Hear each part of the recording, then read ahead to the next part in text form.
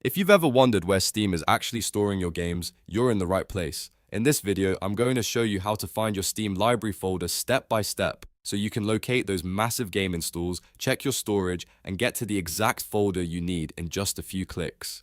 This is especially useful if you're trying to free up space, move a game, back up files, or simply figure out where your 100GB plus games are hiding on your hard drive. If this tutorial helps you out, go ahead and hit like, subscribe for more quick software guides, and let's jump right in. First, let's look at the global path, which is the easiest way to find your Steam library folders. Open Steam on your computer, then click Steam in the top left corner and choose Settings. Inside Settings, look for Storage. This is where Steam shows every drive that is connected to your Steam libraries. You'll see your installed games listed by drive, and this gives you a really clear overview of where everything is being saved. Now, next to the drive you want to check, click the three dots icon. From the menu that appears, select Browse Folder. Steam will immediately open the library location in File Explorer, and this takes you straight to the folder where Steam is keeping your game files. In many cases, the default path is usually C:\program files x86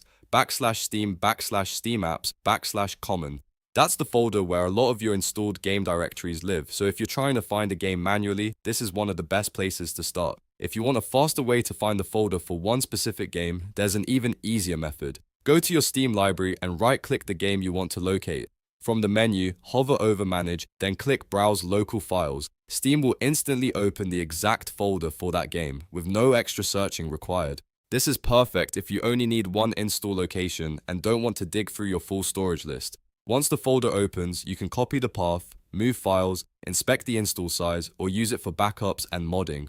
Just remember that Steam games are often stored inside the Steam Apps folder, and the common subfolder is where the main game directories usually sit. If you have multiple drives, Steam may also be using a custom library path, so checking the storage menu is the best way to see every active library location on your system. And that's it.